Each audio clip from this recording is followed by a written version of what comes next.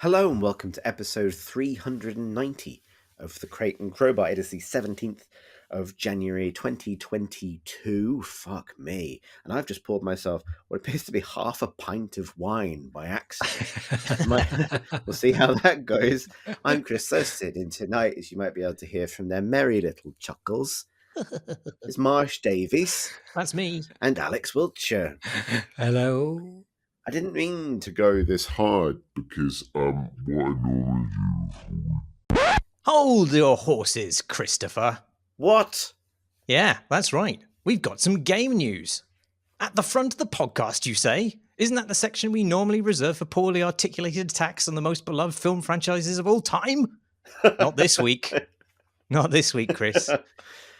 Because Microsoft only went and bought Activision Blizzard. Seems newsworthy. And what do you want me to do with all these horses? I'd tie them up, turn them into lasagna, whatever you like. I don't like horses. You can keep I'm them. going to let them go. Oh. Off they go. 68.7 billion. Yeah. Do you like that number? How do you feel about it? Kudos to every games outlet that did the right thing and rounded it up. Indeed. Yeah. It's definitely news. And I appreciate that when we reformatted the pod to allow for more wildly upsetting film takes, we decided that news was necessarily something that we were leaving in the past. And one of the reasons to do that is because we're all in a position now where having big takes about the events of the day is both personally and professionally sometimes more difficult. But this is definitely news. And I know it was news because at the moment it happened, I saw it literally on every channel that I monitor in the course of my daily life. Everyone had an opinion on this. From work through sort of social Discord channels to Twitter and everything. And obviously, because it's just a gargantuan amount of money and an active sort of consolidation, which is something the industry increasingly loves, on such a scale that it seems vastly out of proportion with everything else. To kind of nick a statistic from Nathan Brown's newsletter, actually, I didn't realize that Ubisoft, for example, is worth $7 billion. So this acquisition, it's a moment, I think, of realizing the relative value of the what we considered previously to be the big publishers, and then the value above that of the companies rapidly consolidating themselves into what I would describe as a limited number of mega corporations, but like a feasible amount if you were building a cyberpunk role-playing game, right? To keep track of, right? Like, got the cool ones who are katanas. I don't know who they are in this metaphor. The ones who are made predominantly out of meat and circuitry. You've got the ones that are basically the American government or army or both. Yeah, I think maybe I don't know if there's been any studies into this, but I suspect that the human mind can only kind of like really thematically resonant with like 3 to 5 mega corporations. Beyond that, it becomes a bit of a soup, and you start doubling down on imagery. But anyway, I digress. Like, and I don't mean this to be glib about obviously what's a monumental thing. I think I don't know how you feel about it, Marsh. I find myself. Oh, go. Well, I mean, I think it shows that Microsoft is not at all afraid of antitrust lawsuits Right. anymore, and as a corollary to that, are morally unable to recognize the purpose they serve in society. So, I mean. Which is perhaps like a slightly histrionic take, but I mean, I don't think it's like end of days evil straight up. But I do think that these sort of massive consolidations are generally super bad. Honestly, like I was kind of bemused by a lot of people doing like good guy Phil Spencer memes with the notion that Microsoft did this explicitly to clean house at Activision, following all the grim findings regarding sexual harassment and worse. But I mean, come on. That's not what they're doing at all. It's entirely for their own benefit, and these sorts of deals take a long time. So I suspect, likely that they would have been mooted well, before those things came to light. And if anything, Microsoft's statement about reassessing its relationship with Activision was probably just a last-minute tactic to pressure the negotiation in their favor. But so, according to the most recent reporting, this actually started in November, like after the scandals. But I don't know how much I believe any of it's. I mean, these processes take an extremely long time, and I'm a little skeptical about that. It must have at least been in the air prior to this for something to move so quickly. Yeah.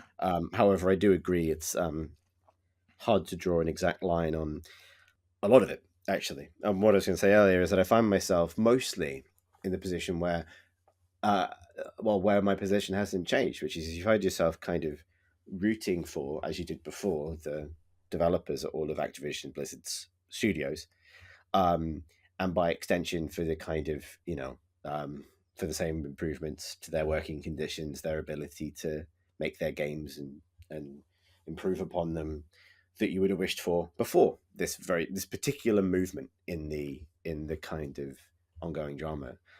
Um, and I feel like at the moment there's so much raised by this and so much uncertainty raised by it that it becomes quite difficult to know what it means for those specific and I think most important concerns. Like obviously, there's uh, a lot to be looked into here from an antitrust point of view, and you'd absolutely expect regulators to look at it very keenly. I mean, it's clearly the biggest acquisition that's ever taken place in this industry. It's clearly a consolidation of big players.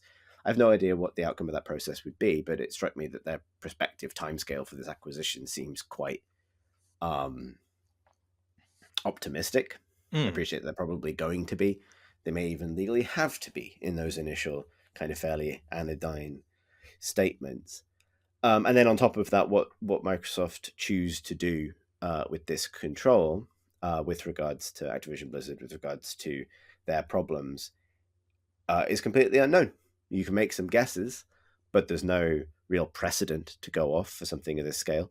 And similarly, you know, the nature of that change is, obviously there are a few things people really clearly want to see, in terms of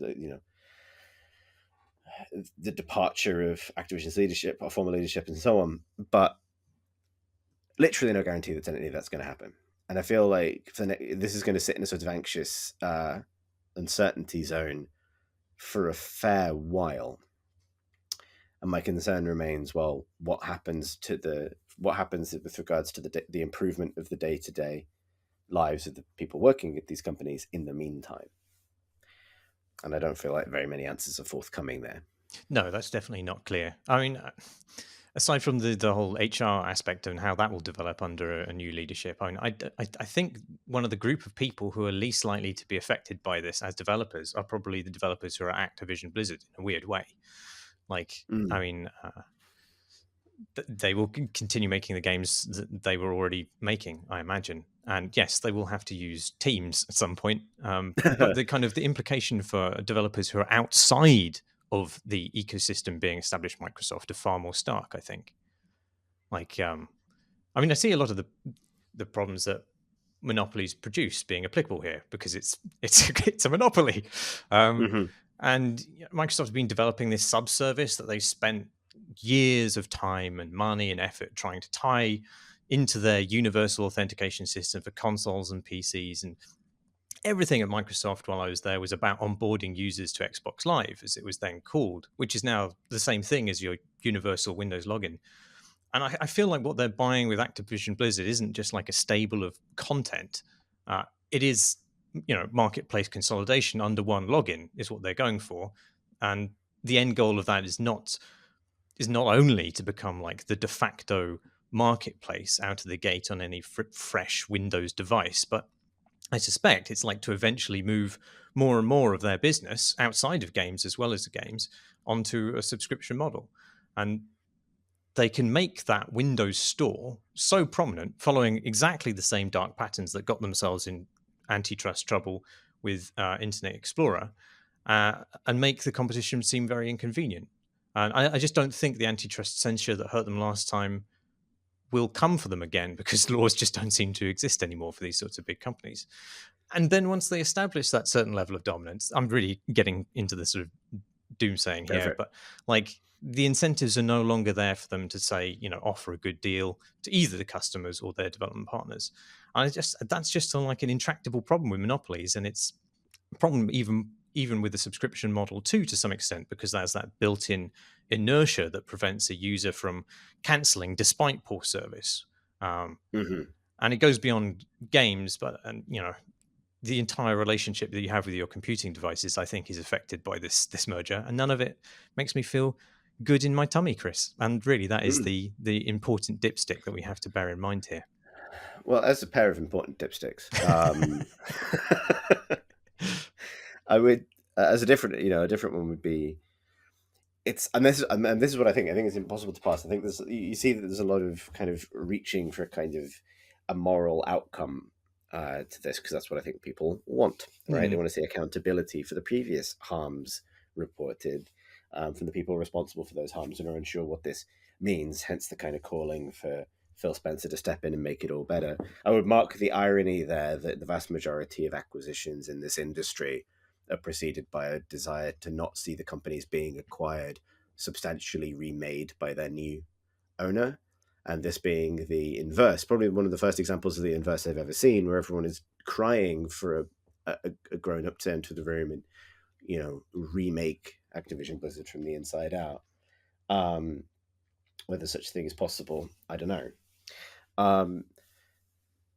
To me, it feels kind of like watching a glacier slide into the ocean. At some point, you accept that you can be angry at this specific event, but the broader theme is something intractable that requires far broader reconsideration in terms of how the industry functions in this case to identify, and maybe to make that analogy more painful, a sense that we desperately want there to be body.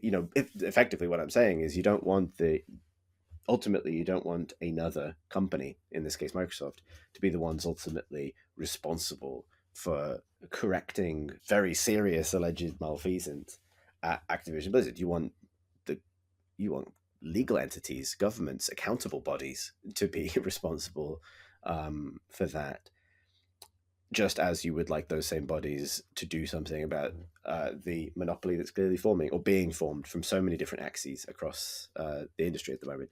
And I don't know what you do about any of it, honestly. He said, in this case, just a penguin on an adjacent ice floe watching it happen.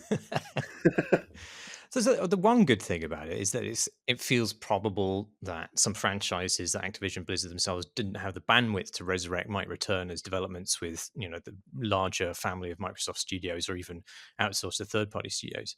And Kotick has already talked about his eagerness to bring back Skylanders, for example. So that really is very exciting. I think everybody can penguins or not, can see that shimmering outline to the giant cloud of shit. Yeah. Well, as I shiver and quack on my pointless little block of ice with my opinions, one thing that I thought was, so when a lot of the reporting came out regarding Activision Blizzard last year, I kind of finally just deleted BattleNet off my PC. Partly just I just felt gross, and I actually really miss Warzone specifically. A big trash game, but one that brought me a lot of solace during the pandemic. And if Phil Spencer could come along and make me not feel guilty for playing the trash game where I'm a big skeleton that commits war crimes, that'd be great. I'm not sure he can absolve you of all of that guilt. That's it. Well, what's the point then, Marsh? What's the point of any of this if it can't make me feel better? You said that yourself. But yeah, it's man, it's like there'll obviously there's going to be a lot of ink spilled and a lot of honks vomited over this as we are doing, and I find myself really unsure what it portends for the industry more broadly, because it's such, in some ways as well. That's one of the things. I'll say this now, and this will undoubtedly be proven to be completely wrong.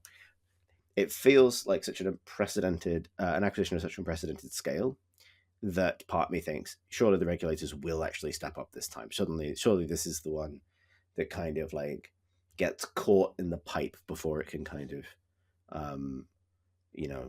emerge. And also, surely there's not so many other instances of this that could meaningfully happen. You saw speculation today about what Sony might do in response in terms of their own power to acquire companies or really acquire bodies of IP, as this really is. And I don't know if there's a tremendous amount more like this coming. I maybe prove to be directly wrong about that. I guess we'll see. Yeah, a while ago I predicted that Google would buy Ubisoft, and Mm, that has not proven to be true. But I think the general trend of that sort of acquisition is proving to be true. And what Microsoft is buying isn't just the content; it is the logins. They want to buy and consolidate the marketplaces so they get more eyes on their subscription model. mm, Yeah, I think you're right that it's hard to see exactly how the distortions of the marketplace will shake out, but there definitely are going to be distortions in the marketplace and that affect the viability of certain kinds of games. And I find it very difficult to imagine it's going to be easier, for example, to make your mid-budget play once sort of experiences. And it was already very mm, hard to do that because people aren't just going to put down 40 to 60 quid on something they play once. They will be looking to get that experience through a sub-service that they already pay for, and which means that mm, those developers making those or who want to make those kind of games need to deal with the gatekeepers to those services. And although right now, like Microsoft and Epic are paying handsomely to get developers on board, although obviously they're looking for you know developers who are significant enough to be a good get for them. So there's a sort of uh, snowballing effect there where big games get rewarded bigly, um, but also at a certain point that the incentives will be flipped, so that power relationship will flip, and developers will have a hard time convincing Microsoft and Epic to be on their services and get the visibility that would make their game successful. yeah. I think that's an interesting point because I think you see something in games that you don't necessarily see in film, for example. Like just to kind of like zoom out a little bit further and maybe get out of the kind of the the discomfort of our particular industry in this particular moment. Mm. You can see how pop cinema has changed in the last 10 years and how difficult it presumably is to get a non-franchise launching high budget one-off sci-fi movie made. Like they do happen, but they're probably getting made directly for Amazon Prime now, and probably not for the and not being fated by the production companies, or not as interesting to the production companies as um, you know uh, some sort of attempt to kind of slide into the same place that Marvel now occupies, for example, might be. Yeah. If you think of that as a kind of great consolidation of where people's money is going in terms of their kind of big budget entertainment. Um, I don't want to get lost in the TV and film analogy too much. So much to say is that I don't necessarily know how you set about making a living for yourself as a sort of mid-budget filmmaker, given the cost of doing business. I suspect it's largely to do with managing to get to the point where you could do deals with one of the distributors like Netflix. Games, however, I think it's still obviously the case that it is eminently possible for developers to have success and support themselves relative to the scale of their project and their teams at different levels. Like I absolutely agree with you that you see this massive consolidation under Microsoft, under Epic, etc. But I was thinking recently of like the massive resurgence of interest in Project Zomboid, for example, Mm. triggered by a few streamers getting into it at the right time. And the fact that that kind of success is mimetic and sort of a little bit chaotic, but it directs a ton of resources and attention towards, an otherwise sort of like modestly scoped indie production. Similarly, Valheim, right? Similarly, like every year we have a run of these games that um, achieve really significant success for the teams that make them, and I that's why I feel like in games and not, it's not just about financial success either. It's about acclaim and attention, critical interest, and all of the things people hope to achieve when they do something creative. And that's why I kind of I agree with you that the studios I can imagine being hardest hit by this are in the middle. Yeah. They are not, whereas I as tough as it is for indies, and it is tough to get eyes on a game, I'm personally not convinced this necessarily makes it tougher than it ever has been. I can Yeah. see that there's a point that if someone's paying for Game Pass and they're getting more games than they can ever possibly play, then they might not branch out. But truthfully, I don't really see that as a behavior that you see very often. I don't think um, the way I would put it is um, no one on the internet has trouble finding something that could entertain or outrage them or just engage them in some way. That's everywhere all of the time. People look for good things, and how good is judged is obviously extremely variable.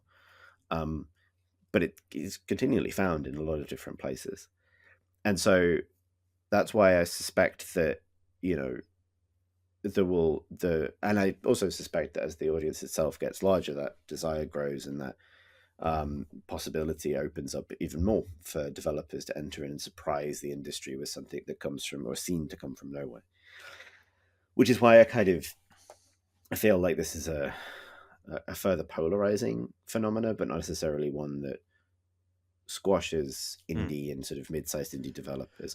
Where I see the kind of the change is for what would previously have been like, I don't know, the outsourcing studios for Call of Duty that previously maybe would have outsourced made a bunch of Call of Duty maps, and then put that money into launching a, you know, mid-budget Xbox 360 shooter.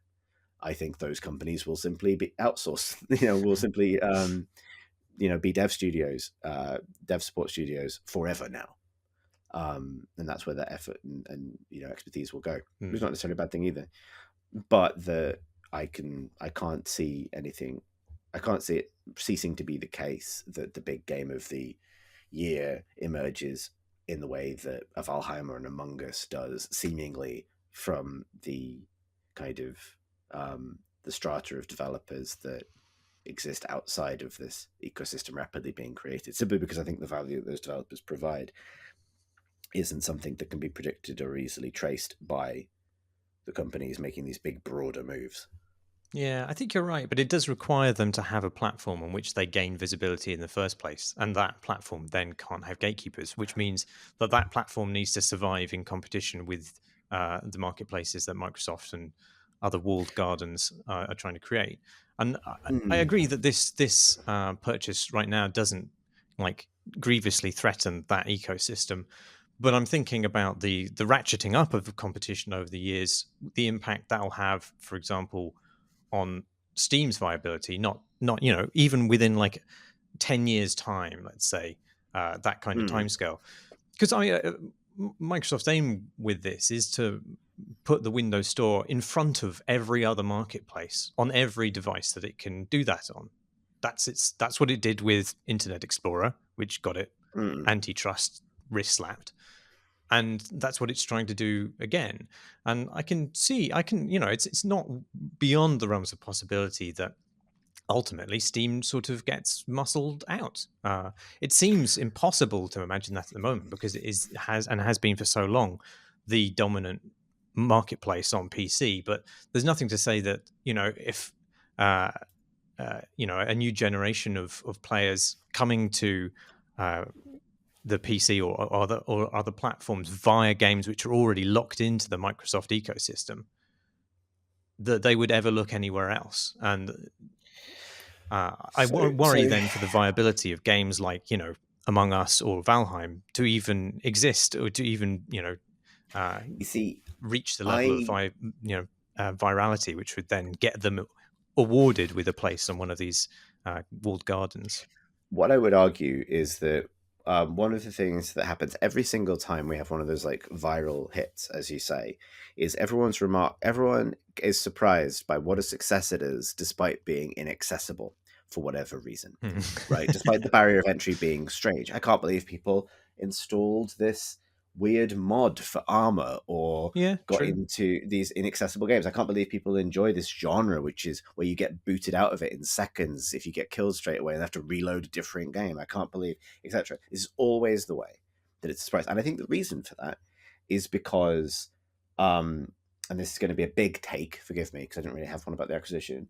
I don't think that accessibility in that regard, in regard of like what steps the audience has to go through to buy or download or access the game, rather than accessibility as a concern with regards to the playability of a game by individual people.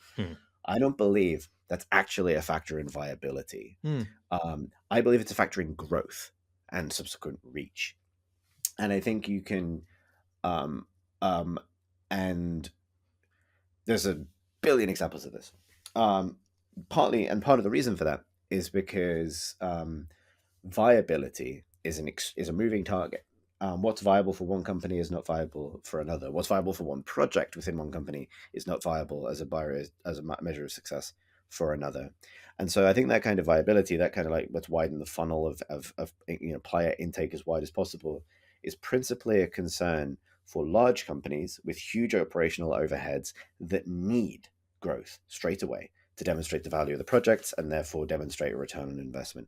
I actually don't think it is a business concern in the same way for a different kind of studio, or at the very least, I think it's a variable thing, and I think it might be overstated, because I suspect that if Steam lost most of its big publisher games to other, other storefronts or other more prominent storefronts, or subscription services or whatever, I suspect that a viral hit on Twitch, which acts as a kind of X factor in all of this, like Project Zomboid, will drive people to that platform to go get it.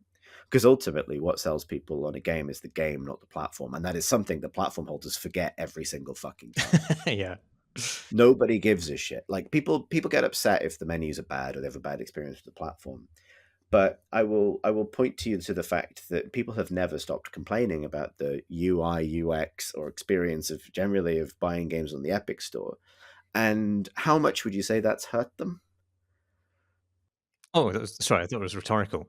It was. It was. Oh, okay. I was doing a gesture in real life, but you see what I'm saying, right? Like, people will go where the games they want to play are. Ultimately, they'll play them in a browser. They'll, as long as they can, and this is where we get into the kind of really dystopian stuff.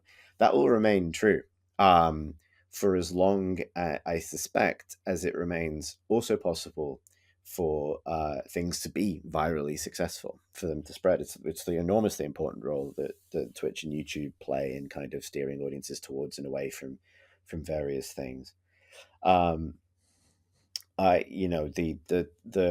The doom beyond this one. If we want to stick with the Arctic metaphor and like go into kind of slightly mountains beyond, like, the mountains of madness kind of analogy, the actual terror that lurks beyond those mountains is more stringent corporate ownership of the platforms by which this information or this sentiment or public enthusiasm for giving games is disseminated.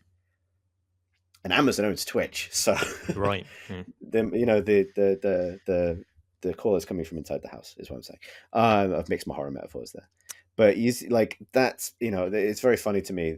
Funny that I don't know if you saw the report that while articulating ways that Activision Blizzard might repair their image, Bobby Kotick allegedly suggested buying a games outlet, like, for example, PC Gamer or Kotaku. Yeah.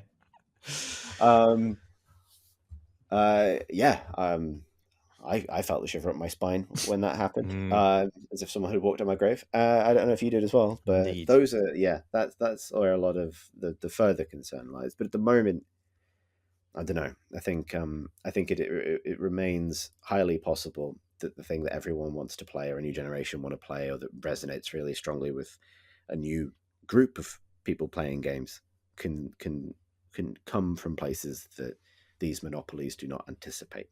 Still, it'll all be fine. That's definitely not what I'm saying. One last thing before we return to the normal pod. Do you have anything to say about the metaverse and how this affects it? That was a sigh, if it wasn't clear. I don't think it's anything to do with the metaverse. No, it honestly. Really isn't. Well, I feel like, oh yeah. Well, I mean, only in as much as the metaverse is a stupid word, which Microsoft feel they have to have a position. I'll tell you what it is. I'm almost standing up, actually, because I just had a thought. I'll tell you what it is, and this is my issue. One of my many issues with that whole concept, and I don't want to fall down that rabbit hole because we've got a pod to get back to. Metaverse is just a shop. It's just a storefront. It's just a platform, and it inherits all the same problems that we just discussed. People don't go to platforms for the platforms. You don't go to the mall for the mall unless you're a teenager and you're bored. But if you could go inside a virtual reality where you could fight your friends, you do that instead. People go because they want a particular thing, and guess what? We've solved how to make shops look nice on the internet, and how to make them accessible, and how to make them even a little bit social. And none of it has to do with a gurning plastic mannequin shrugging awkwardly uncomfortably close to your face in virtual reality. It just doesn't. Do you want to hear what Nadia Satella described the metaverse as? during Yeah. his announcement for the Activision Blizzard I don't, purchase. but go on. Well, it is quite instructive in that it doesn't instruct you at all about what the metaverse is. He said, in gaming, we see the metaverse as a collection of communities and individual identities anchored in strong content franchises accessible on every device. So, I mean, if you drill down into that, it means less and less the more you think about it. But it seems to be just as much like the ambition that Microsoft have always had with, like a platform agnostic login and crossplay services. But he doesn't mention anything about like, VR or AR or terrifying simulacra of Mark Zuckerberg. He seems to be essentially trying to own the phrase metaverse whilst also divorcing it from any of the technological advances being pushed forward by Facebook at all. So it's a weird wrestling over the meaning of this nonsense word. It's a laundering of the concept of a monopoly, is what it is. It's reputation laundering for monopolies. Because, I mean, the thing that we always, or actually, no, not we always, that gets missed in this conversation is we've borrowed that word, like many others, from fiction that was explicitly warning people not to build that thing. Right? Like the message of the Matrix or Neuromancer or Ready Player. Oh, no, hang on. Or Snow Crash is not, this is awesome. It's don't do this. And that's why Ready Player One, which I kind of retched out there, is such a widely, is so easy to mock, is because it's the one that wanders forward and goes, well, what if it was awesome to have all your entertainment subjugated by a single gatekeeping monolithic entity that makes you jump through hoops for prizes that your own survival becomes contingent on? That's not cool because the Iron Giant is there. It's bad, actually. And so when they say something like, we see it as groups of communities operating across platform, blah, blah, blah, whatever, engaging with content across platforms, etc., the ... is that we own. Oh, yeah. Right? Yeah. And so all metaverse means is monopoly, the other forbidden M. Anyway, I'm going off on one. The point is, it's reputation laundering for something that we all agreed was bad in like 1989, so why are we doing it?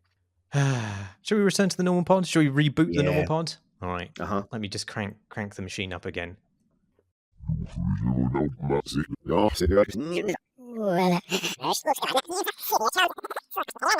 Hello and welcome to episode 390 of the Crate and Crowbar. It is the 17th of January 2022. Fuck me. And I've just poured myself what appears to be half a pint of wine by accident. We'll see how that goes.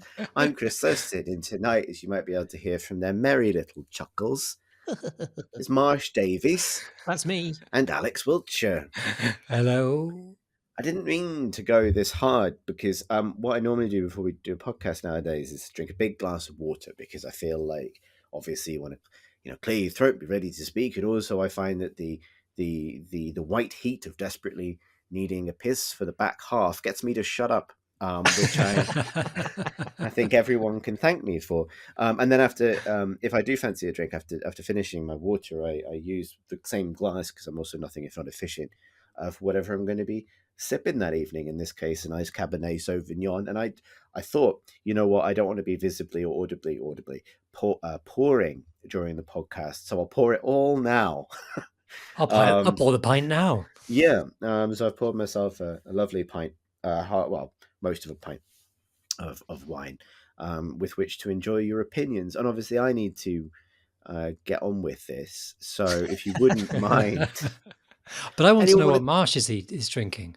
I'm not drinking anything. I've got a very dry mouth. But this is also practical, because whilst Chris needs to shut up at the back end of the podcast, recent Patreon exit surveys suggest that I need to shut up at the beginning. So in a way, we've achieved perfect symmetry. Indeed. We need to get we need to get our kind of middling opinions about stuff going in order to build up enough of a lava, enough of a kind of frothing fervor to interject on Marsh's behalf that he can then speak later in the podcast when his fervent outrage at what we've said is most usefully applied. How about you, Alex? How optimally damp are you?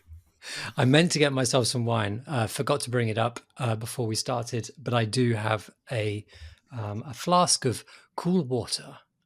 Excellent. So I'm neither dry nor lubricated. I like. Yeah, I've always thought of you as the control. You know what I mean? Mr. Middle. Indeed. I'd love to hear about a computer game. Does anyone want to lay that on me? I'm just going to take a huge sip of wine, so don't surprise me. But if either of you want to tell me something, I'm up for it. Can I tell you about the computer game that I've been playing for the past few days? Please. Yeah. I think I only came out on Friday, and I've already sunk in, I think 12 hours into it, which is not what I tend to do with games. But this is Monster Hunter, and all rules are different for Monster Hunter. Monster Hunter Rise just came out on Steam, having been out on Switch for some time. I don't know, 6 months, something like that, maybe longer. Last year, right? Yeah, a last year game, and I mean, it's still Monster Hunter, and I still love it. There is something about that formula, which just has this sort of power over me, and I do enjoy it sinking its claws into me dearly. And like, this is a massively sort of incremental game where every one of its versions, I don't even know how many have come out over the years, over the 10 years, 15 years. I don't even know. It came out, the first one was on PS2 years and years and years ago. But I started playing on PSP. I think it was probably, I can't remember what it was called, Portable Monster Hunter 2 Portable GR Plus. I don't know what they were. They were really stupid titles. But I played that one first. And I've become progressively better at them over time.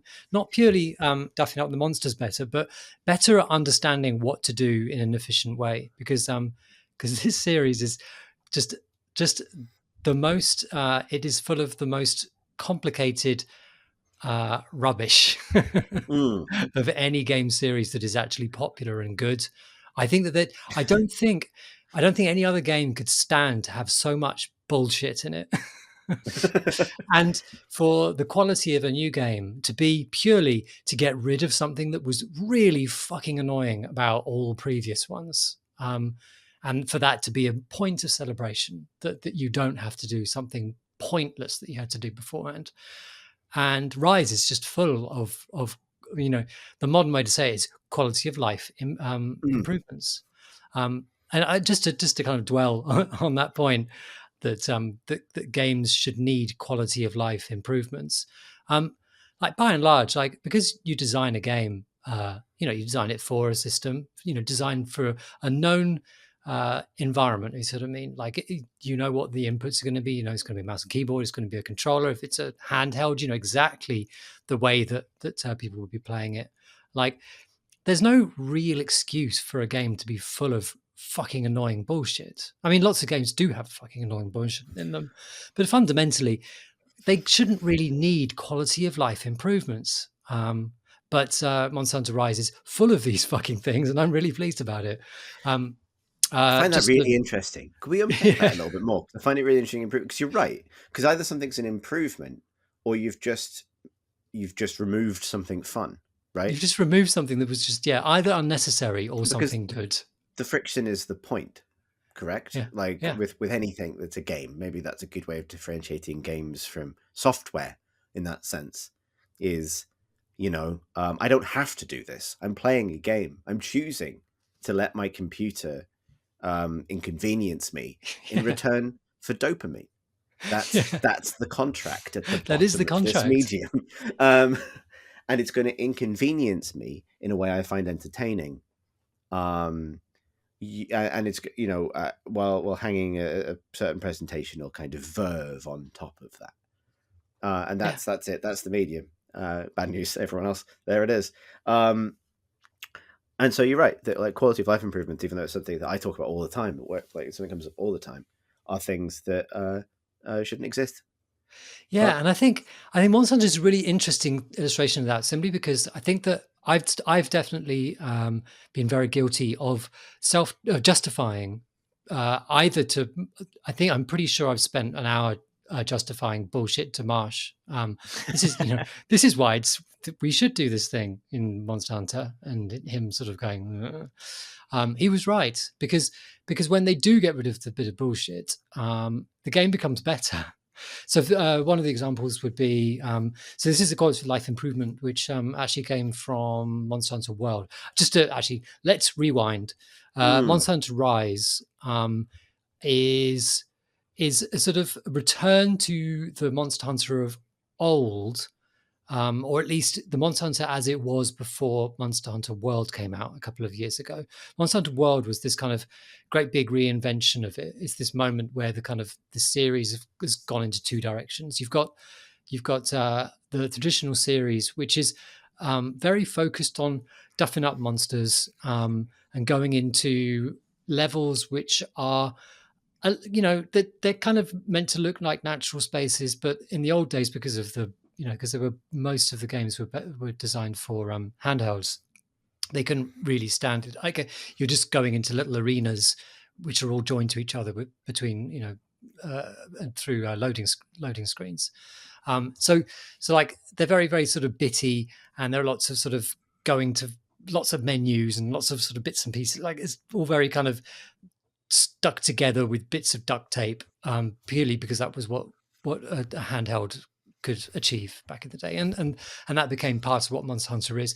Monster Hunter World sort of like said, no, each of the levels is going to be this free-flowing, very, very densely detailed and very geometrically complex space, sort of where you'll ascend a tree, going up through its boughs in incredibly complex manners, and kind of sort of from the roots on up, and you can't really see where you are, and then you suddenly realize you're looking out over this amazing vista, and there's no loading screens, and you're down by a beach, and then you're going up a mountain.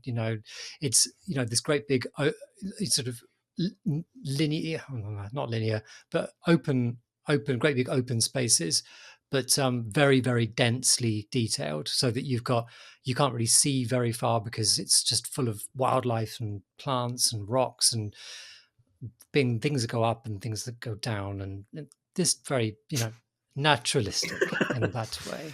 That covers so many different things. And the whole game was a bit like that. And the monsters just moved with much more, they would fight each other. You'd encounter them sort of kind of fighting each other. And there was a sense of naturalism to it, which the series hadn't had before that point. Rise has returned to the old style, but has brought a lot of what World, a lot of the drama, a lot of the dynamicness, and a lot of the quality of life stuff that World introduced. And one of those things, returning to the point of quality of life, is auto crafting stuff as you go along, so like since the start, as you're running through the environments, you're picking up sort of herbs and honey and mushrooms and lots of different things off the ground, and you then in a menu used to have to craft them together to make other things. So to make a health potion, you'd have to get a herb and a blue herb. Is that what it was? Something I don't know. A green herb and a blue herb, and mix them together, get a potion. And then to make a mega potion, which gives you far more health, you mix your potion with honey, and that makes something that is actually useful when you're out in a fight. And these things kind of you'd have to just manually do. And the act of being a hunter, I justified all this work and irritation as being performing the role of being a hunter, preparing for the hunt, and sort of I just attributed large amounts of the feel of the game to the amount of work that it made you do in menus. Constantly have to check your stocks. Sometimes you'd have to go out and just get materials rather than actually hunt anything, so that you had enough health stuff to go into a demanding fight further on. It was that kind of game. When World came along, not only did it add a system which would just automatically make, if you had the ingredients in your bag as you're going along, it would just make you a mega potion as you're going along. And you just have a little notification pop up, oh, you've made some mega potions, because you just picked up some honey and you already had some potions. And I was like, wow, that's really good. I don't have to think about that bullshit anymore. And a whole slice of justification, a whole slice of what I thought meant, made this series feel like being a hunter, was taken away. And do you know what? It still felt totally like Monster Hunter. And it turned out that it's all about the hunting the monsters and not making the potions that the game is about. It's like lots of other things. So I also attributed, when you're gathering items like a green herb off the ground, in the olden days, your character you'd have to sort of maneuver your character over to it, and then you hit a button, and then your character just does this long animation. Certainly it feels very long when you're doing it multiple times. It's probably about sort of 4 or 5 seconds of the character going down on the knees and kind of rooting about to get the item. That's gone. You just press the button as you're running past and it picks it up for you. And that's the same for Rise as well. And to have a lot of worlds, sort of just ease of life stuff just brought into the old Monster Hunter style wrapper. It's just so good. And I've just been breezing through the quests. There is still a shitload of bullshit in the game. Yes. And it's kind of, it's bullshit. It's a game in which simple systems are dressed up in clothes that are completely unnecessarily awkward, difficult to explain, difficult to understand, difficult to remember. So, for example, and it's probably just simply unnecessary and something they're just going to strip out of the game at some point. There is a system by which, Monster Hunter is a multiplayer game, and it is actually broken into two basic halves. There's some village quests that you can take, and they're basically designed for playing alone. And then there's the hunter rank quests, and they're designed for playing with other people. But most of the fights, most of the monsters and the way they fight and the way they interact with you are based on there being more than one person. Like the combat system is not really designed for you to have sole attention from the monster, because you just don't have time to heal up and do things that sort of you need other people to sort of get its attention so that it isn't on you all the time. And a while ago, I don't know how many versions of the game ago, but a while ago they solved this problem by adding what are called palicos. And palicos are cats, little cat guys that pet guys that just follow you around and go yow, yow, yow. And they don't do very much damage, but they do a good job of supporting you by putting healing items down, and doing a small amount of attack and just aggroing the monsters, so that you just get the feel of multiplayer to an extent, when you can play on your own. So the palicos, they level up and all that kind of thing, and you can kit them out with weapons and armor and things. And somebody at Capcom had the bright idea of, well, if you could level them up, like maybe you can have more than one palico, maybe you can have lots of palicos, and you can have them, and then you can, but you need them all at the same level, and you could collect the palicos and give them names and stuff, and they can have different skill sets and things, and as they level up. And well, you can only take initially one, but then later you could take two with you. But because you can only take a certain number, like you'd have some that wouldn't be leveled up, so we'd have to have a palico training school that you put them into, and then they would level up. Brilliant, we'll put them in there. That's this whole fucking system in the game, and a whole fucking menu system, and a whole area of the kind of the hub area that you have to go to and have fucking training sort of instructions put up over the fucking game as you're just trying to sort of get to grips with understanding what's happening or remembering where things are. A whole system that's just kind of unnecessary. I mean, I just clarify. I just explained why it's in the game, so maybe it is necessary. But given all the quality of life stuff, like maybe it isn't. There's another system. Like then they said, oh, let's get the palicos, and then you can send them out on expeditions. You don't see any of this shit, but you do see a really, really good animation as your palicos are like catapulted offshore on gliders.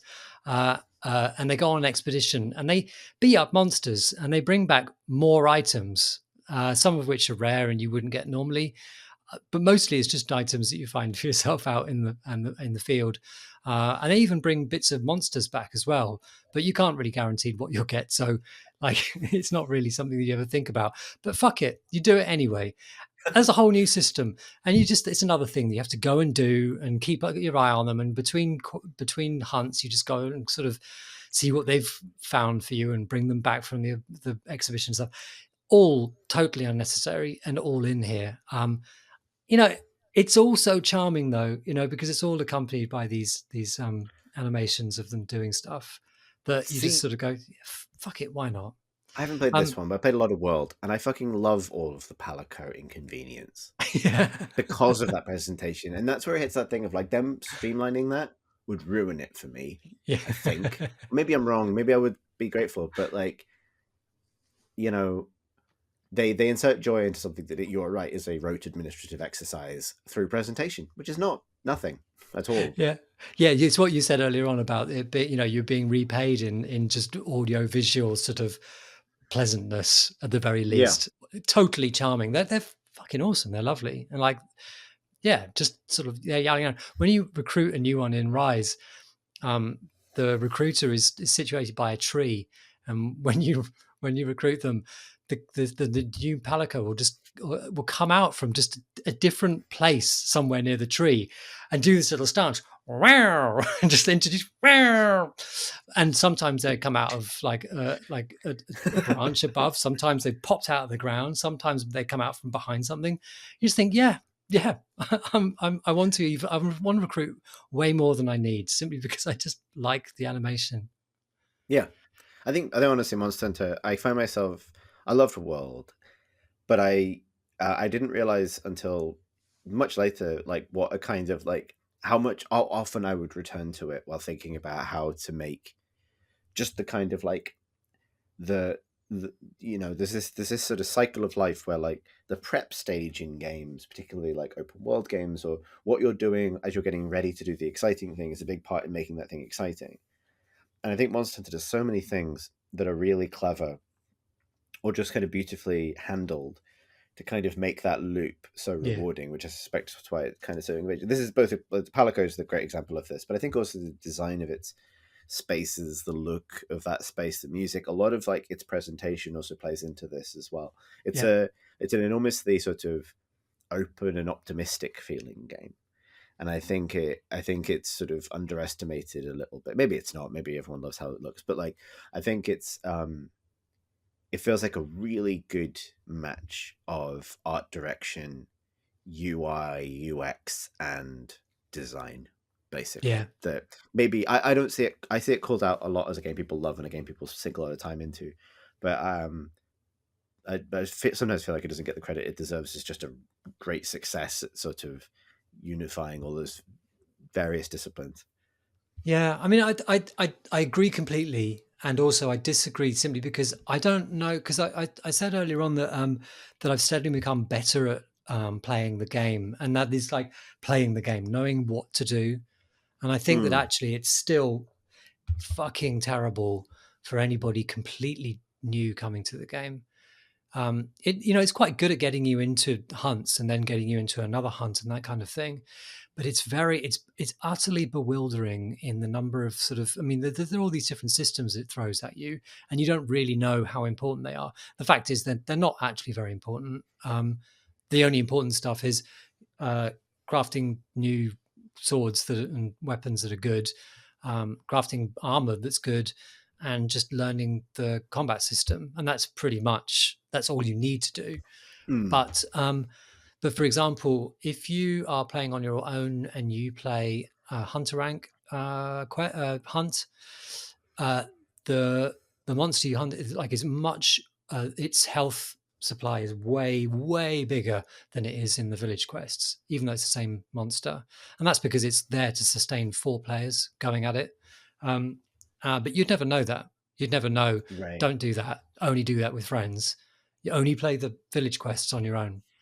And there's another trap that players don't, and I've only learned this kind of well, I mean, it wasn't recent at all, but it took me a long time to figure it out, which was don't invest your, like, Monster Hunter starts when you get into high rank. And then people will tell you Monster Hunter starts when you get into G rank. And this is the the Hunter rank system in low rank. And you'll go through a load of quests, and you've got to just do a certain number of those quests to go up the ranks, and then high rank is unlocked, and then a whole new set of monsters, but they're more powerful. You return to ones you've already fought, but they're more powerful now, and they'll drop different kinds of armor. And then there's another set of rank above that called G rank. I'm not sure if that's in Rise presently. I don't think it is, but this is like other games that have just had these successive ranks on them, and they've all got their own armor types, sort of armor drops, and therefore armor types in them. And that means that I think I've spent a lot of time sort of just going into low rank and just rinsing it, really sort of putting loads of time into getting all of the armors, like, and all of the weapons and that kind of thing, only to find going into high rank, they're completely underpowered for high rank. And now I've got to earn it all over again. And if I'd known that, I wouldn't have done that. And I've actually put all of my effort into high rank once I got to it, or indeed G rank. And it's those kind of things which are just totally opaque and invisible in the game, which I think are still a problem. But then I still keep returning to that point that I said earlier on about, I think I feel proud that I've learned all that. And it makes me feel, as I play it, like I know what I'm fucking doing. I'm playing a new game, which is more or less identical to all the other games, all the other Monster Hunter games I've played before, but it's smoother and better and faster and, all these other things. More beautiful. It's really beautiful, this game. But I know how to play it really efficiently now. So it takes 12 hours like of fucking efficient hunting. I do love it. You made me want to play it, Alex, and I was literally staring at it at the top sorry. of the Steam charts, going, "Not yet." I'm Not so yet. sorry. It's it's really good to be back into this focused game that is, choose your monster and go for it. Next monster, go for it. It's what's interesting as well, because it's from Switch. It really doesn't have the opulence of world, but it is just so much more efficient, and the monsters really they are big in the sort of quite a simplistic environments. They're still beautiful. There's lots to look at and see, but they really pop in those environments. That makes them extra. I don't know. It's good. Do you think I'd like it?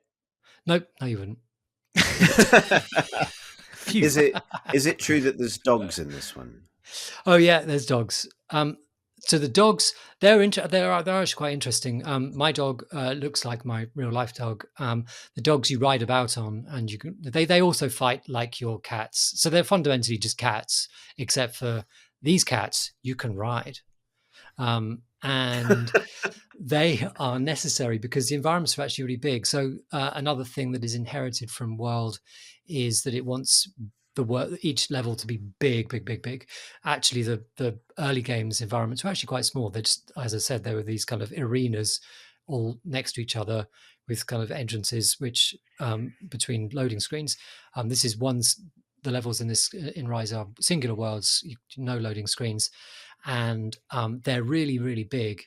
And the dog just allows you to cross them very, very, very quickly. You've also got another movement ability, which is called wire bugs, which are this kind of an air dash that you can do. So recharging air dash, you can do 2 normally with about like a 5 to 10 second cooldown on them. You can also pick up a third one if you can find one in the environments. And you can dash horizontally, you can dash diagonally up in the air. You can free aim your dash.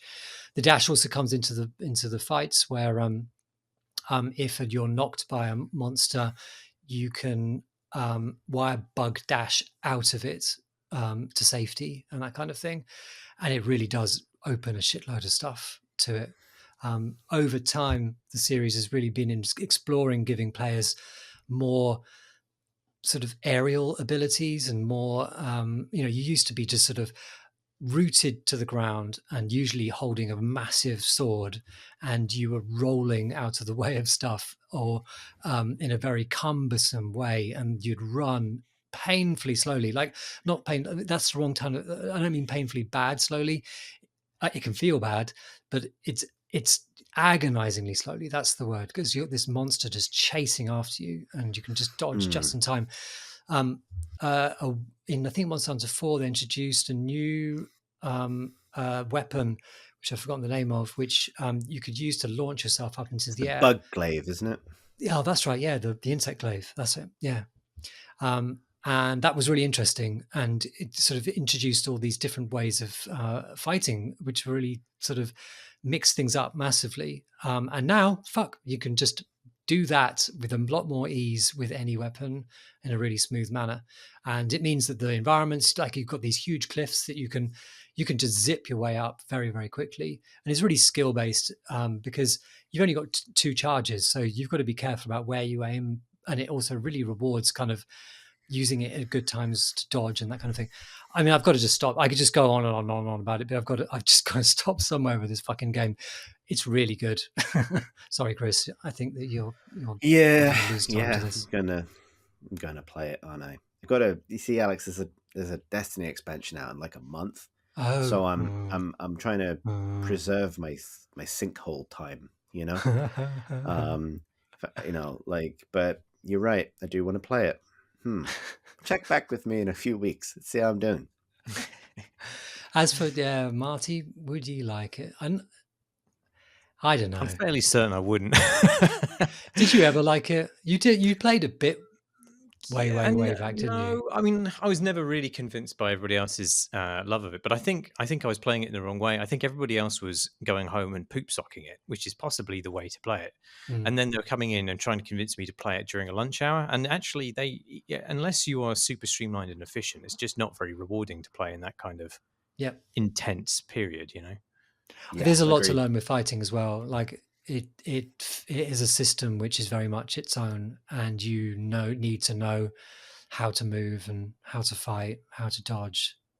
There's no other game is quite like it. You know, there's a sort of, you're used to Dark Souls and dealing with weapons that have slow wind up times, but this is that plus a lot of other things. A lot of faff. And a lot of faff. So good though. Chris, what have you been playing in the small window before you start playing Monster Hunter Rise? Well, I'm not going to talk about Destiny. It'd be rude to say. So I've got 2 things I want to talk about. But the first one is also a game that absorbed a lot of time in a sort of sinkhole type fashion. So just over Christmas, unfortunately, I got really ill. It wasn't COVID, remarkably. I got a kind of classic flu. Did many tests. No, just refused to be the other thing, which I'm very grateful for. But I was sort of sofa bound for a fair while. And I finally bought and played a game on my PlayStation 5. Oh, congratulations. Which if you remember our Game of the Year episode, I think we all resolved none of us were doing, despite being in the fortunate position of owning one. So I bought the special edition of Spider-Man Miles Morales, which is the kind of like the big bundle that includes obviously Miles Morales, which was the kind of like expand-alone for the 2018 Spider-Man game, but also that base game itself in its remastered form and all of its DLC.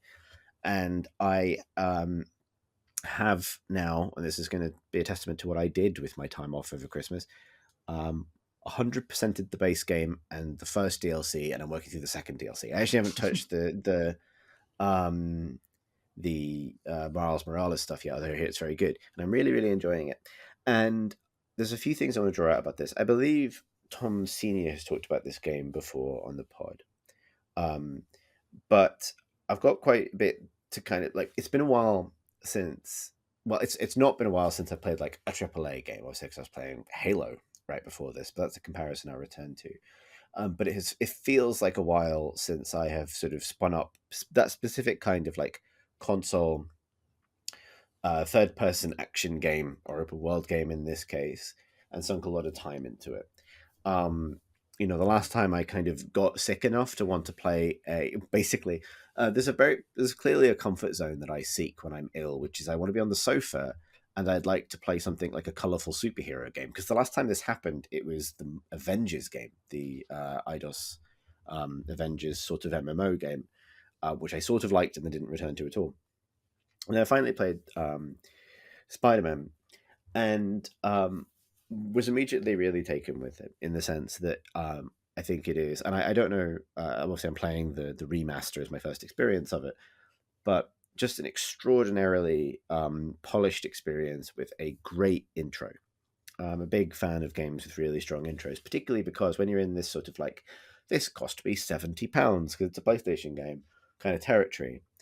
There's a good trick that I think that big budget games can do when they're firing in all cylinders, which is almost like, welcome to something expensive, which I believe is really like the heart of the opening of Jurassic Park in many ways, right? Like it's like, well, this was hard to do, and the intro to that game is just fucking. I'm doing the chef's kiss thing, but you can't see that. Like, I don't know. Have either of you played it?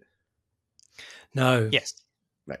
So I like it a lot. yeah, that intro, which has you, it's sort of like a brief cutscene, no real spoilers of like Peter Parker's alarm going off and him kind of like flinging himself around his tiny flat as he tries to get his Spider-Man gear together, flinging him outside the window to, you know, assorted police chatter that establishes very quickly that today is the day that the Kingpin is going to be brought down. And then he starts to swing, he swings up to the apex of a swing, starts to fall, and it seamlessly gives you control and is like, okay, right trigger to swing. Here we go. We're playing a video game now, and you're fucking Spider-Man. Let's do it. And it's just it feels so good. It gives you the stakes of the story. It gives you the sense you're in the middle of things, which I'm a big fan of. It just sort of like delivers you into this game straight away into its open world, and then obviously it spends the next couple of hours unpacking and unfolding activities and open world stuff and combat and all of the rest of it over the course of the game. But that sense of the kind of the polish and purpose of it is immediately almost like comforting, like you can relax, like you're going to be kind of entertained and taken care of. And so that sort of drew me in. That gave me that thing that I wanted. And then what I realized as I proceeded with it was that it was it's the best use and I think most coherent use of an open world of the now traditional sort that I have seen in a really long time. And it's rare for me to want to do everything in an open world game, literally check off every item on the map, get every, you know, accolade for doing so, collect all of the things. But the reason it makes you want to do that is because it has to be an open world game to work. And this became really stark for me because the last time I was on the pod, I was talking about Halo Infinite, which is a game I enjoy, but that Spider-Man completely like batted out of the way and took over from for me, and I haven't gone back to it. And the reason for that is that I think, as I said, I felt that like, you know, I was really enamored with Halo's underlying systems and with its combat and its sandbox and that kind of thing. And I was, I think, lukewarm on whether or not it belonged as an open world game. But now I realize that I wish it wasn't, frankly, because Spider-Man has shown me something, and he has shown me that an intentional open world game really makes use of that additional space, can be a great thing. But in order to do that, that additional space has to have every fucking millimeter of it invested with meaningful things to do as a player. And I no longer buy that your approach to an encounter or your free-form approach to an encounter is a meaningful thing to do. Because I think what that leads to from a level design perspective is effectively everything's a fucking fort. Because crucially, that's why forts are the way they are, right? Like if you're a fucking Norman building a hill fort, you plan for someone to try and get over the walls from any side, and therefore you build something that's fucking square, probably. Right, you don't leave like an interesting absent wall on one side or something like that, right? Like, and so you end up with a homogeny enforced by the idea that someone might come over a hill and attack you from any angle. And I think the same thing is broadly true of open world design. You end up with repetitive shapes and patterns, and it's rare that it can surprise you because your job is to surprise it, and in response to how surprising you're being, it becomes boring. And whereas the reason Spider-Man works is because a huge pillar of the game is that it's fucking fun to be Spider-Man. And when people think about Spider-Man, they don't really think about him, punching and kicking. Even though that's part of it, they really think of the swinging, and that's the thing that it gets really, really right. And it's beautifully designed, and I think working in games now makes me really appreciate the miracle that any game ever gets made. But games like this, particularly, where it's like, "Whoa, you really figured this out." And it's beautiful for a couple of reasons. One of them is that it strikes this really meticulous balance between holding your hand and preventing you from humiliating yourself, while giving you the ability to express finesse. It has a fairly high floor in terms of how much you can fuck up being Spider-Man, and a reasonably high but not too high ceiling. Or what I would say is it's probably possible to move with some degrees of finesse that I can't access, but the game never makes me feel bad for that. It positions all of its challenges, everything it measures, quite carefully to make sure that even when you're being asked to do something well, you're not being shown that you're a dickhead, which is often the way with any like traversal system, right? Like you're going to getting implicitly shown up by the person you're not. Whereas this, it just feels great. Like one of the nice ability for the PS5 to kind of like pause and resume games, and we have used it mostly as a TV and streaming box for so long that. But for me, it's like if we're trying to figure out what to play, watch next or something like that, or we're just hanging out in the living room, I'll sometimes just switch over to Spider-Man just to kind of like idle and swing around the streets and listen to J. Jonah Jameson's podcast for a bit, but just because it feels good to do those things. And when traversal feels good like that, and you enjoy the process of going from one place to another, you necessarily validate the inclusion of all that space, because without it, the game is less. And then within that, like, I also really enjoyed the combat system. I think it, the combat system is, all of it feels like a kind of advancement over similar games that I remember from the last time I really played a lot of console games. Here, obviously all the Spider-Man games, but also games like Infamous, which it resembles quite strongly. It's good. It's not like going to blow your mind, but also it's sort of again, it's not like too hard, and it offers you lots of meaningful choice, so that when you go into a combat, you can kind of beat it your way. I like throwing lots of web bombs around, and then while various people are struggling to get free of the web bombs, picking them up with my webs, swinging them around my head with the webs like a kind of like a rodeo lasso, and then twatting them into lampposts where they become stuck. I don't know why I find that fun. The game isn't making me do that. I just enjoy myself. And in that mode, I have found myself proceeding through all of these different things. It does a really good job of having this balance, which I think is really important for open world encounter design, between static and predictable nodes. I love a predictable node. Everyone needs a predictable node in their lives, because you need something to be going to, which could be a critical path mission. It could be a backpack to collect, or it could be one of the hideouts, like big, the traditional fort type things, the construction sites that used to belong to the Kingpin, or other things later on in the game. And then its other content thread, which is I can't believe I just said that, but whatever. The other kind of is more encounter driven, where it's like there's a certain number of a certain type of crime happening in a district. That means that a certain number of times something will be triggered around you as you're going around, which could be like a car racing past being pursued by the police, and you can swing after the car and stop it, and etc. do Spider-Man things.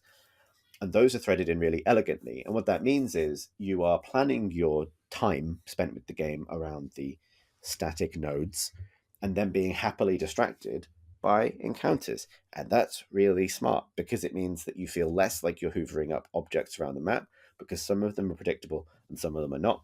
It feels really basic to lay it out like that, but it's amazing how many games don't do that. How many the kind of classic Ubisoft problem of showing you everything there is to do, and therefore making you feel overwhelmed by it, showing you less but having a certain thread of things feel dynamic, even though obviously they're kind of plotted to happen at certain times, or dynamically spawn based on where you are. Super clever. It's really slick. The flip side to that, though, is that when I was playing that game, I would always feel guilty if I didn't pursue the dynamic objective, because that always feels more time sensitive. And then if I only have a small amount of time to play and I wanted to advance the storyline and I don't stop a bank robbery, I mean, that's a terrible moral crime, isn't it? I guess I never played it in a rush, therefore I would always do that. One thing I really appreciated about it on that note is that in its plot, it gives you quite regularly plot beats that will say something like, well, we've progressed the investigation into the villain a little bit, but you know, Mary Jane needs to spend an evening figuring out this evidence. Go be Spider-Man for a bit, and because obviously Spider-Man, he speaks to himself. He'll literally, like, the cutscene will end. He'll jump back onto a rooftop and he'll say, "Well, there's nothing I can do about it right now. Time to go be Spider-Man." And like that fits the character and the energy of the character. But also, I really appreciated being given license by the game. Yeah. Go do a thing. And the way it works is inevitably you level up once, you solve one thing, and the next stage, the critical path, will at least tell you where it is. But them knowing how important it is to give players like escalating stakes is really important, because partly then it meant that when the game told me, this is urgent, go do this right now, the villains are attacking, I kind of felt it. Even though I knew that the game wouldn't punish me if I didn't do anything, I felt the benefit of that urgency because it hadn't been present 100% of the time, which I thought was really, really good. So yeah, it's like I'm still happily playing my way through it. It's an interesting one as well. Like I thought I enjoyed the kind of, for the most part, the writing and a lot of the performances. I thought it was an effective Spider-Man story of a fairly familiar sort, but it worked for me. One of the things that I thought was that really sort of stood out to me about it, which I don't know if I have a really deep take on it, but it might be spicy, is for me it felt like a game from a couple of years ago, because it is overwhelmingly and quite pointedly at times very pro-cop, basically. I felt this quite pointedly throughout the game. Yeah. You have a contact at the police who's a character I really like, actually, a kind of detective character who works with you and is kind of tired of your Spider-Man bullshit. And that individual relationship works really well. But there's a lot of like saving boys in blue from villains, and there's a particular line that one of the types of crime you can stop is a drug deal, and a drug deal in this game's conception of it involves like 15 to 20 men with bazookas standing on a rooftop. Yeah. Not a man in moles giving you a bag. And your job as Spider-Man is to punch all of these people unconscious, and then inevitably Spider-Man will say something like, "You know what? Drug deals are like my least favorite kind of crime." And I'm like, "Come on, man, really? And really, you fight an electric murderer? Are you sure that's the worst thing?"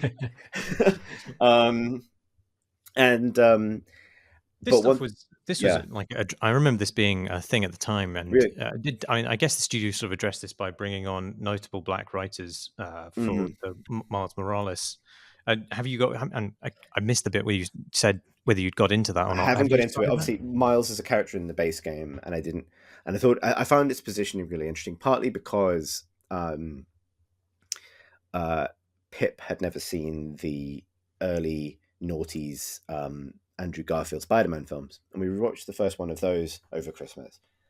And one thing that I was really struck by while watching it is like there's a particular strand in like any like, and any sort of like post 9/11 action film set in New York will have some nod to our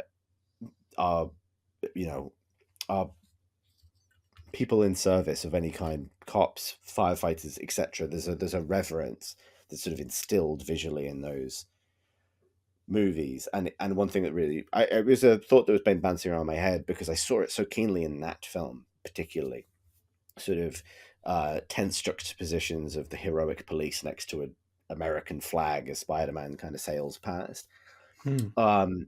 And the Tom Holland Spider-Man movies, in which that is wholly absent, as far as I can tell. And I've just been thinking, I don't have any grand conclusion here or some big take to go off on. It's just something that registered as a shift that I could see very palpably in one franchise over the course of a decade. And I was just thinking about it in that imagery. And then this game, I noticed it really, really keenly, like where it located that kind of where it located Spider-Man's moral center as a character, particularly in a present. And I, do love Spider-Man, but particularly in a presentation of the character who's a little bit older. He's like 23 in this, and he's been Spider-Man for 8 years.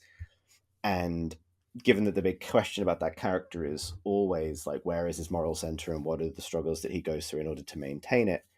I actually think the story sort of doesn't end up spoiling itself with identifying that, but I thought it was interesting and it felt very tone deaf, that sort of allegiance, but not enough to take me out of it. And I thought that dramatically it did reorient itself in the right way later on. And I'm really interested to see what it does next.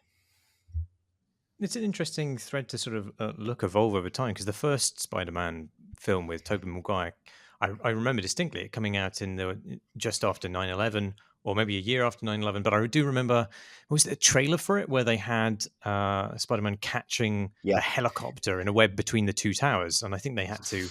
Yeah, famously exactly they redid it. They reworked the whole film. They rewrote the whole conclusion of the film to get rid of that. Yeah, but you can see why in the wake of 9/11 that would put more reverence upon the service of policemen and firefighters and stuff, and maybe that's sort of where some of the reverence comes from, and the series then inherits that. Yeah, and I think it did, and I think there's also, and I would say that as a sort of, and this is a debate that actually happened in Create and Crowbar Chat lately. I see that as a sort of subset of the kind of like broader military reverence of superhero fiction, which is an inconsistent factor, particularly in superhero stories. Even sort of like street level metropolitan superhero stories of this kind of Spider-Man and Batman sort. It's not inevitable that they end up having a chummy relationship with local law enforcement. It's a choice, whatever they do. And I think watching that kind of articulate itself in different ways over the course of the last 20 years is really interesting. But what struck me is that this, like, there's this game's sort of attitude struck me as discordant and a little tone deaf from the off, in a way that it frankly would have passed without notice half a decade earlier. Yeah, and I'm not saying, like, I'm put, like, you know, as a white British person, I don't feel qualified to kind of give any kind of final word on this, so much as to say that it was striking to me initially. I did broadly enjoy the story's kind of other kind of dramatic decisions, and I'm looking forward to getting into, as you say, the stuff they produced subsequently, with a different writing team. Yeah, I'd be really interested to see how you think that stacks up in that particular respect. Yeah, I'll definitely return to it. Like, but as I say, but more broadly than that, I think it's a great case study in like how to make a game of that kind, which is so not rote, by the way, but feels like such a known quantity. Really feel like consistently great to play. Just a good time. Made me feel nice to be Spider-Man, and that's a feeling I'm always pursuing. Nice to be Spides. Marsh, shall I throw to you? If you wish. I don't have many takes this week, because basically all I've been doing is playing 5 minutes of various different games, then quitting them and playing more Sunshine Heavy Industries, which I talked about on the last game pod, which is great, and you should go and play it so we can compete on the daily challenges. But I did play about 20 minutes, of Book of Travels, which I mean, is really, that the Might and Delight game? It is the Might and Delight sort of MMO. It's fucking amazingly beautiful to look at. One of the most striking games I think I can remember, and you know, that beauty goes beyond the visuals to a particularly poetic and I think quite clever writing. I have no idea what any of it means. I have no idea what I'm meant to be doing. I don't even know what I can do. I suspect that might be an issue for the game, because my time is short and I want to invest that time in games that don't turn out to be a big bag of hot farts. But, you know, at the same time, sometimes huffing a bag, not knowing whether it contains hot farts or not, can be a thrill. So, like, seeing this game take like MMO traits or RPG traits, and then like almost like purposefully play with that in to obfuscate them, like completely unhitching. So, for example, like character creation from any predictable in-game outcome or obvious system, there's like an excitement to that, like you're in uncharted territory. So like you have character classes which have names like Ribboned or Mosswalker or Goodwood, and like, I mean, I have no idea what that means, and they have affinities with different winds, which make them more or less spiritual. And you're like, whoa, okay, how's that going? What button do I press to be super spiritual in the game? No idea. In the place where you'd normally pick perks, you can select eye colors like pale sulfur, which means that you strive to live a life of wisdom and creativity. And like, how does that hook into any in-game thing? Expressed in no idea, but it's mildness will issue. But there's something really nice to some of that writing. It's quite effective. Like, I think it has some sort of magic system, which is, the magic seems to be conjured via the making of knots, which also relates to the way that letters are drawn, which I thought was a really nice idea, because letters are essentially little knots that you draw on paper. And that sort of connection seems meaningful to me. But again, no idea how it works in game. I don't think I'd find any of that mysterious nearly as charming if it didn't look and sound incredible. But it does. Sounds like you've taken the dangerous huff, but you're not sure if it's a fart, which is the most intriguing huff that you could have. Yeah, I've inhaled. I haven't yet exhaled. Maybe that's what it is. But hotboxing the danger bag. It's so good looking though. It's got this, like, all the textures have this sort of dappled, stroked paintbrush look, like that of Cézanne or Impressionism and generally, but all that texture is then contained within these very clear, boundaried, stylized forms. It's so good looking. It really is one of the most good looking games. But I don't even. But then, like, as with other Might and Delight games, they hit a beautiful aesthetic, and I don't know that they always find the game to fit to it. And in this case, the presentational style strongly suggests left-right movement, like analogous to side-on platformers. But actually, you move back and forth too, and you're required to use the depth. And I spent like the first 15 minutes of the game walking into the camera, not knowing what was in front of me. And that seems like a strange sort of pairing of visualization and mechanical choice, which is always something that strikes me with Might and Delight's games. So there are sort of the warning signs of a spicy, farty exhale. But it's hard to tell where it sits at this point. Premonitions of an Aftertaste. Yeah. Which is the name of my prog album. And are players just sort of wandering around too? Does it feel like that? But I don't know if this is to do with the tiny player base or whether it's just very sparsely sharded in the way sharded. Let's hope not. Yeah. I have seen a couple of other players. I couldn't interpret what they were doing or how I'd engage with them. At one point, a big red boundary emerged from one of them, and he yelped, and then he ran off. I don't know what that meant. I guess I'll need to play more, but I probably won't. I'll probably just spend the next fortnight, in sunshine heavy industries, working out how to more effectively dump heat from my dirty engines. Always. It's always the same analogy with you, isn't it? Jesus Christ.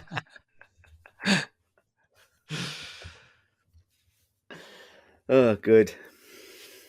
I've been having a different sort of adventure, a sweaty adventure at that, if you'd like to hear about it. Sure.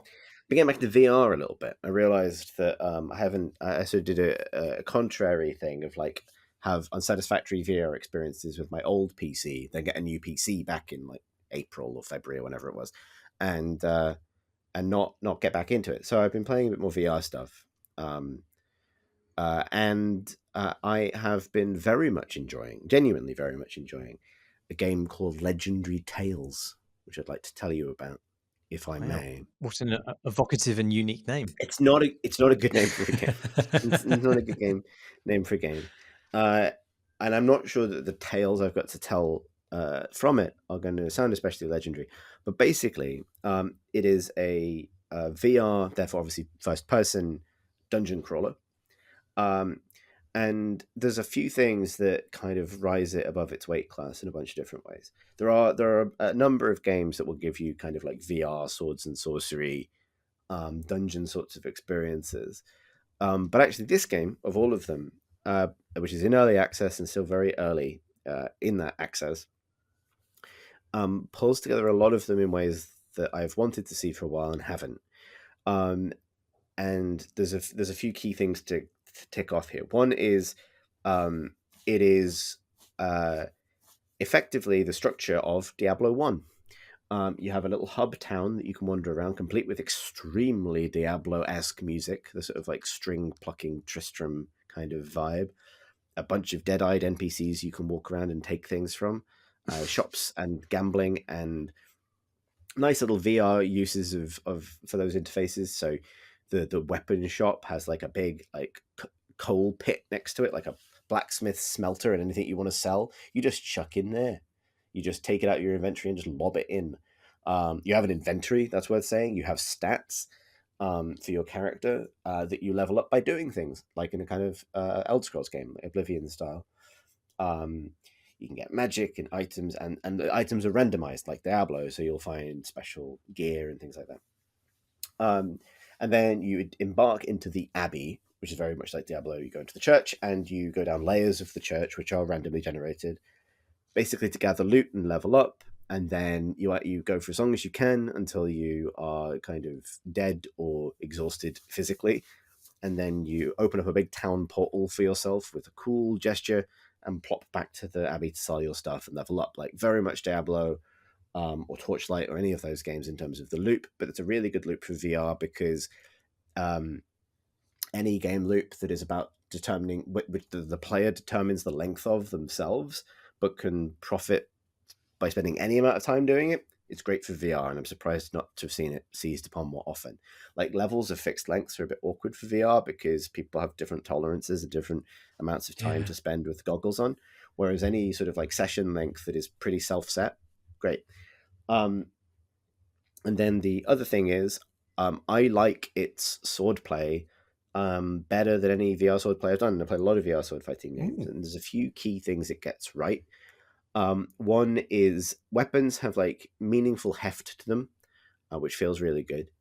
But the way that translates in game, because obviously in real life you're holding a pair of paddles that have very little weight, is weapons have like a kind of baked in kind of cooldown time. So, and it's usually like a second or a second and a half, but it varies from weapon to weapon. It's faster for smaller weapons. And what that means is if I hit something with my greatsword, it will do damage. If I hit it again straight away, because I can do that with my hands, it will do almost nothing. Because the greatsword has an inbuilt timer, which means that it can only do max damage every 2 seconds, say, which sounds artificial, but it encourages you into slow, steady swings that feel right. And because they feel right, it therefore feels better than like what you might see in other games where you just waggle the pad as fast as possible with any weapon to do infinite damage. And then that ties the reason that works and doesn't put you at a disadvantage is enemies have set clear attack patterns. They do certain things dynamically, but when they go into an attack, they telegraph it quite clearly. And a lot of the game is built on parrying. So, and it's a very different thing. If this was a traditional video game, not a VR game, it would be the traditional, like, press a certain button when the enemy blade flashes and you do a parry, Dark Souls style, or any game now, basically, any post-Arkham combat game to some extent. But when you're doing that with your actual blade and your actual quote-unquote hands, it feels great. It feels really good. And the kind of the force you put into that and the timing of it enables a wider or shorter riposte window. And if you do it really well, you can stun your opponent, which means you can grab them physically, which means you can chuck them off stuff, which feels really, really good.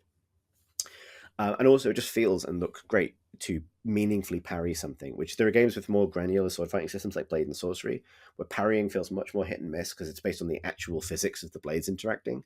This is more rule-based and scripted, honestly, but it feels better as a direct consequence of that to me. It feels like heavier, but it also feels like I more predictably get the thing that I want to achieve. And that just feels really good. It's a really good balance. And then there's also things like you have a mana bar, which you can use for spells, but you can also use for special attacks on your weapons. And this involves pressing a button on the pad, on your with thumb buttons, to basically tell the game, I want the next thing I do to be awesome. And it activates a different thing for different weapons, but they're really clever. So like for most swords, but this can vary based on loot as well. This comes something can be rotated in and out based on the loot table. For most swords, it activates like a powerful strike, which is either like a kind of guard-breaking strike if you hit with the blade, or a stunning strike if you punch someone with the pommel of your weapon. Like, it's quite granular. If you hit someone with the pommel, it's a different kind of damage to if you hit them with the blade, and then thrusts and slashes are different.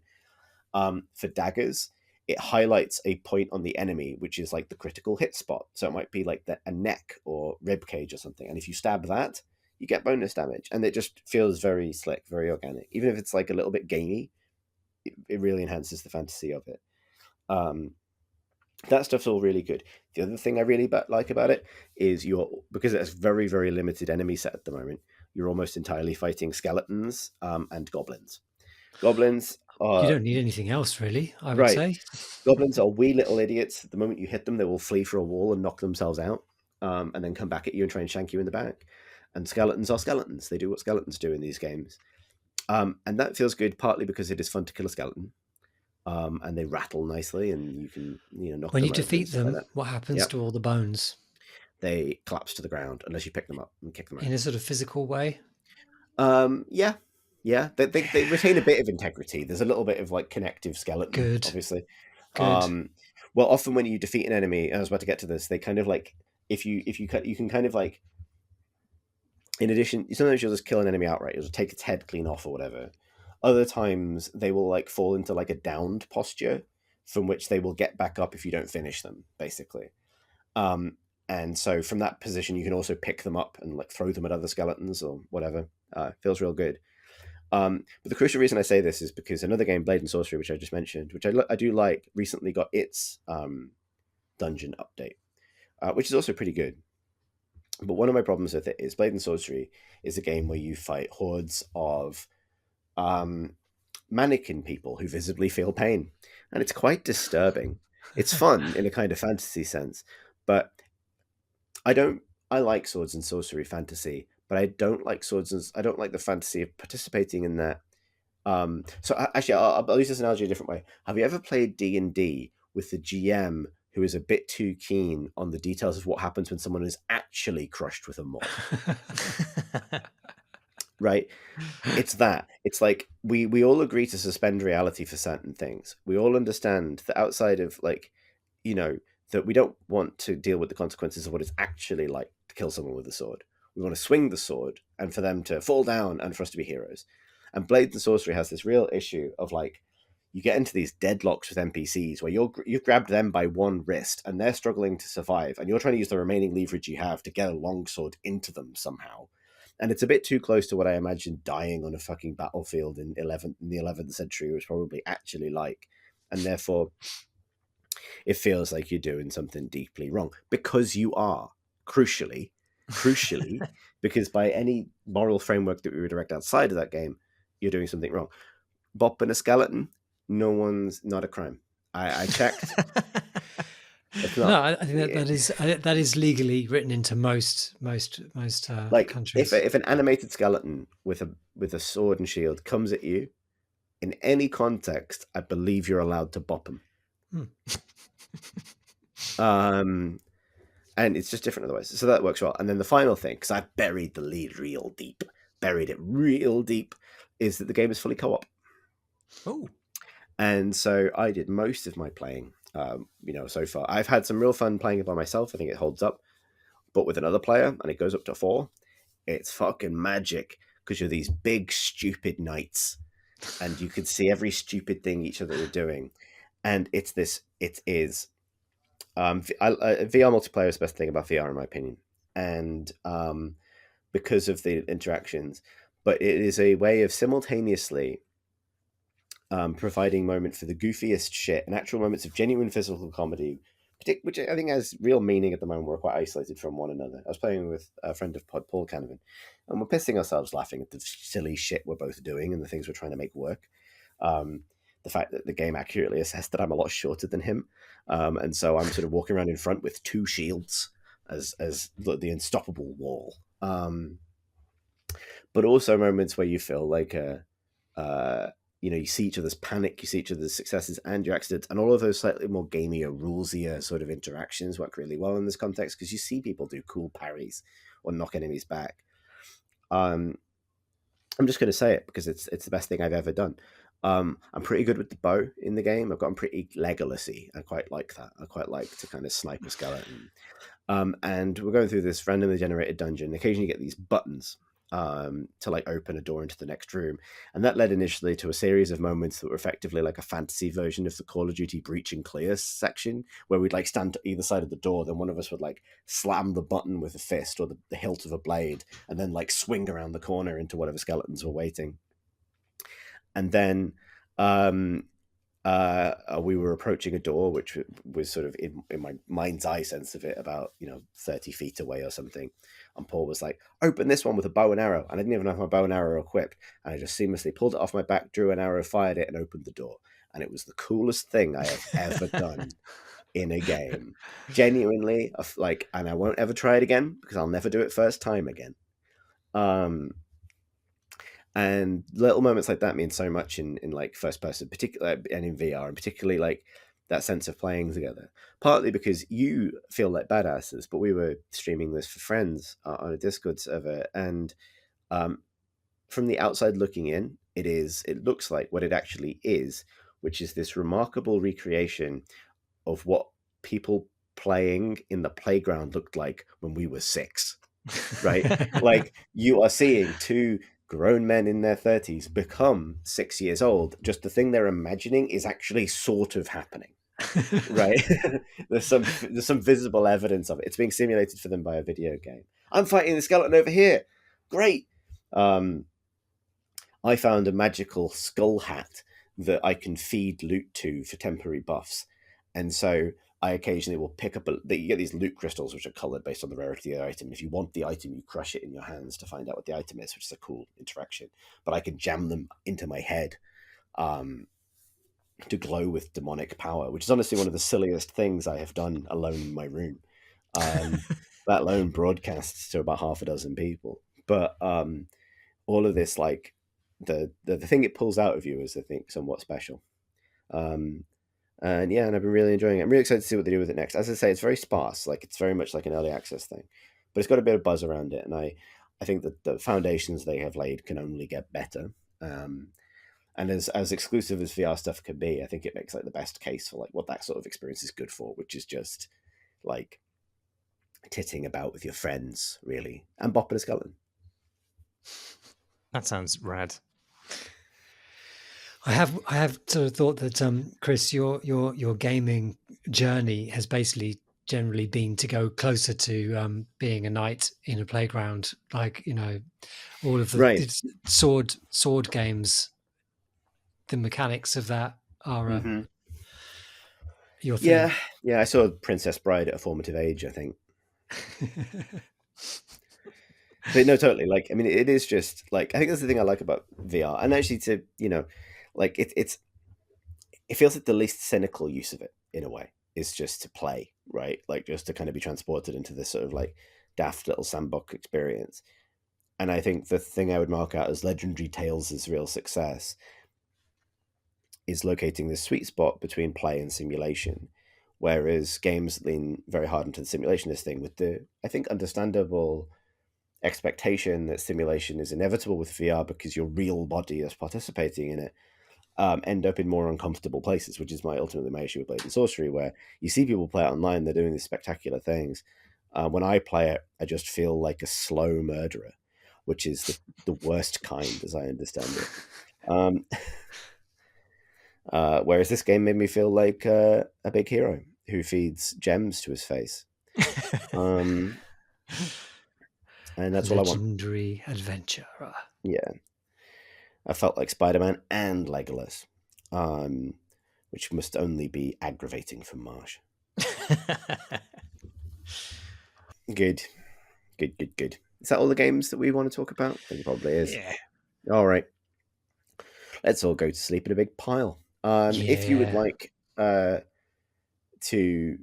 find more episodes like this, you can find them at crateandcrowbar.com or on our YouTube channel at crateandcrowbar.com/that's incorrect, Chris. Try again. youtube.com/crateandcrowbar. I finished my pint of wine. If you would like to hang out with our community, you can do so on Discord, the link for which is on our website at crateandcrowbar.com. Thank you, as ever, to everybody who supports the podcast on Patreon. You can find out more about that and doing so at patreon.com/crateandcrowbar. What else do I normally say at this point in the podcast? It's been a little while. Next week, we will be back with another lock-in, our gaming pod following the following week. I've been Chris Thurston. I've been Alex Wiltshire. I've been Marsh Davis. Thanks for listening, everybody.